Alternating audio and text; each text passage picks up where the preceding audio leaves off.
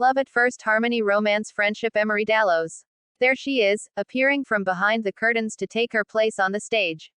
I take a sip from my martini glass, seeing that none of my friends surrounding the circular table have halted their conversation or taken notice of her upcoming performance. Currently, they seem to be engrossed in a conversation regarding suit fabrics and forbidden affairs. For all the times I've questioned why they got married in the first place only to have their head turned by every woman they pass, they've laughed in my face as if I asked the most blatantly ridiculous question. Miss Dallows pulls my attention back to the stage with the sway of golden satin cascading down her legs, those which are visible only through the modest slit beginning mid-thigh. I'm debating if it's her physical beauty that snags my interest or if it's the anticipation of everything her voice makes me feel. As soon as her mouth opens and the notes begin to flow, I have no doubt it's the latter. At the very least, it's the uniqueness with which she sings that sets her apart from any other woman I've met. It's the emotion her voice fills me with that has me creating excuse after excuse to drag my friends to this particular location at this very specific time. Nathan jabs me in the shoulder to grab my attention. What are you doing, man? That's just background noise. A part of me grows furious when he references Emery Dallows like she's nothing more than a song over the speaker. If we ran in the same circles, both showered with wealth, no one would think to ignore her presence for even a moment.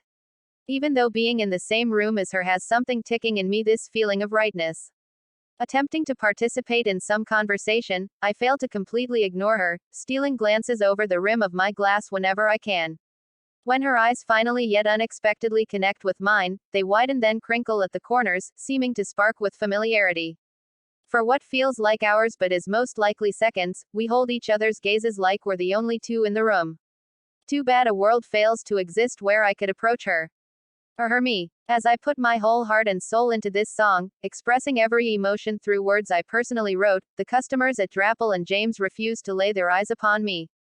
God forbid they praise the talents of someone on the opposite end of the wealth spectrum. The dark aura within the luxury club that shines light only on the most expensive bottles of alcohol seems to perfectly match their personalities discriminatory. Except for that one man. It's not difficult to recognize his attention on me since his eyes are the only set resting upon the stage. This is not the first time I've seen him here. In fact, his subtle reactions and the knowledge that my talents affect someone is the one thing that allows me to swallow my pride and continue to perform here. The first time I saw him, I rolled my eyes, assuming that his gaze was nothing more than predatory. I may be disadvantaged, but I'm confident enough to accept my own beauty. However, my assumptions were far from correct, and I'm not too self-assured to admit my fault. I can see sincerity in the way he watches with a slight tilt to his head and reacts with a raise of his brows at each note or lyric that resonates with him.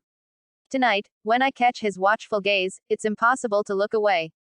It takes every cell in my body to remember the words to my own song, the pitch to my own voice. But before I know it, my set has finished and I'm disappearing once again behind the curtain. I dip into a changing room, which is really just a room separating apparatus, and strip from the satin gold gown I could never afford and am lucky to have borrowed. And we welcome to the stage, our very own Grayson Astor. The applause and shouts that follow have me rolling my eyes so far back I'm afraid they might get stuck. Pulling on my nicest pair of trousers and a blouse I reserve solely for these performances, I carry the gold dress back to the rack where it had been waiting for me. As the applause dies down, the only sound I can hear is the clack of probably shiny Oxfords across the stage. I make myself busy, eager to hear the mediocre performance by some rich man that receives a myriad more attention than me. The pride I have in my opinions is appreciably humbled. Needless to say, I'm ashamed to have ever thought so lowly of what I may possibly describe as the best pianist I have heard to this day. My heart gallops at the suspense he brings in the crescendo, and my chest is filled with a warmth of emotion I cannot deny. I imagine the man's delicate fingers playing across the keys, connecting with each new note as if his feelings stream directly from his heart and out the tips of his fingers. Hands still clasped on the gold fabric of my borrowed dress, I realize that I'm swaying with my eyes closed, resonating with the sound that seems to envelop the space. I open them immediately, shuffling to retrieve my belongings when the stage director peels the curtain open just slightly and I still once again, realizing just who Grayson Astor is. The man from the audience. As my hands glide from left to right, fingers dancing across the keys, I become so lost in the violent release of emotions that every thought except for that of Emery Dallows escapes my mind. The last glimpse I saw of her was the sudden disappearance through the curtains to the backstage, where she may be changing clothing, scheduling another gig, talking with a manager. All I have are educated guesses, considering I come dressed in a suit and have unlimited opportunity at the club. I cringe as shame fills me that a talent such as mine, one that pales in comparison to the mysterious woman, is so celebrated. Focus, Grayson. For some reason, the only argument motivating me to continue playing before chasing after her is the sliver of hope that she regards my music the way I do hers. And that respect will certainly be crushed if I make a scene.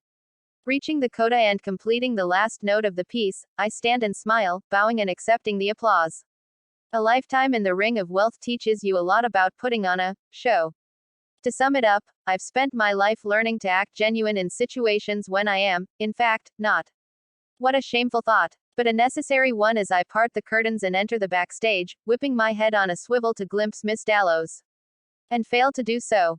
A door to the fresh air outside is cracked open, and with no small drop in my stomach, I realize she must be forced to use that exit, so as not to be mixed up with the sea of luxury in the audience.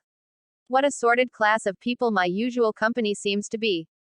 Before I can consider the consequences, I'm out the door. Miss Dallows. I'm not used to situations like this, so I'm not entirely sure how to act. The shouting of my name grows closer and closer at a rapid rate, something that would send me running if not for the polite way in which the stranger addresses me. I take a deep breath and stop mid-step, turning to see him running toward me.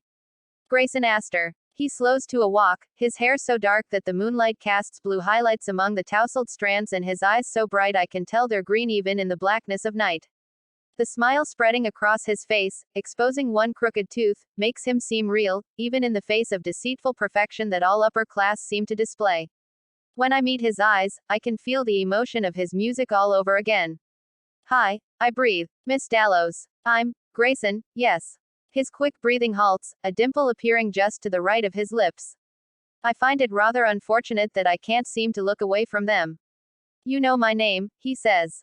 I do. You played the piano tonight. Grayson cringes. So you heard. I never find myself comfortable with those I don't know, especially not with the patrons of Drapple and James, who are more likely to ignore my voice than pay me any heed. So you could imagine my shock when I chuckle softly at his surprising display of embarrassment. I observe. Humility is not a trait I often witness with men of your type. Though every cell in my body buzzes with interest, I turn slowly to continue my walk home. Wait, he calls. I turn back to him, pleased that I've grabbed his attention. Men of my type. And what type of man am I? What type of man are you? I throw his question back at him, aware of the way that pulls a man in. Not that I'm trying to do that. Well, for starters, I would consider myself a curious man. His smirk didn't go unnoticed. I took a step toward him. You can call me Emery, by the way, I said, tugging at the collar of his blazer. I'd rather call you beautiful. I burst out laughing. Too cheesy. Way too cheesy. I'm sorry, I don't know how to do this. Do what? I coaxed. Explain to you with some kind of grace and charm that I've never met someone as captivating as you with a voice that I can't seem to get out of my head. I put on a display of nonchalance, but my heart thumps so loudly I can barely focus on the words spilling from his lips. Well, I think you did a pretty good job, I admit, leaning toward him. I was trying to sound a bit more subtle. The corner of his lips turned downward. Knowing that he was as nervous as I was put me at ease. After all, before even speaking with him, Grayson Astor had filled me with more emotion than I had ever felt before. A moment of silence passed that only became awkward when I opened my mouth. Damn it, you're staring at me. I suddenly feel much more comfortable. As it appears, you are just as terrible at subtlety as I. When I smile at him, his responding laugh feels like velvet against my skin. I shiver at the feeling, but he must misinterpret this as a cold chill. Do you need a ride home? Grayson offers. I raise my eyebrows at him. I may not be dressed in $1,000 suit, but I'm not a charity case. I would never think to imply that you are. I'm not sure what to think about this mysterious man and his socially unacceptable interest in me, but my feet are sore. Well, that's the lie I tell myself when I slide into his car and hope this isn't the last time I see the man whose every note is a yearn for love. I don't know what I expected from Miss Emery Dallows, but somehow, I think it was exactly that. I failed to ask if I would ever hear her voice again, my courage faltering in the presence of someone I held in such high regard. I watch her steps as she strolls up the walkway leading to the cottage door, the loose waves of her brunette hair bouncing against her back. As I sink into the memory of her music's spellbinding effect and the way in which her conversation kept me thirsting for more, I finally bury any bit of dignity and wind down the window. Emery. Holy hell. When she turns, the teasing smile playing across her lips nearly causes me to lose my words. I was wondering if maybe you'd like to go out to lunch sometime. Like a date. She knows damn well what I mean. What did I say about entertaining my subtlety? Not to do it. Oh, Emery, you will be the end of me. So a date. She rubs her chin in consideration. I told you already I'm not a charity case. Exasperation hits me. Consider me the charity case. I can't seem to stay away, after all. A moment of silence passes, Emery 10 feet up the sidewalk, me in the driver's seat of my car, before she finally responds. Fine. You did say you were a curious man. I'll do it to entertain your curiosity. The way she's teasing me right now feels evil. Luckily for me, her actions are quite contradictory to her words as she traipses back to the door of my car and slips into the passenger seat. What about dinner? She suggests. Sure, Miss Emery Dallows, I acquiesce.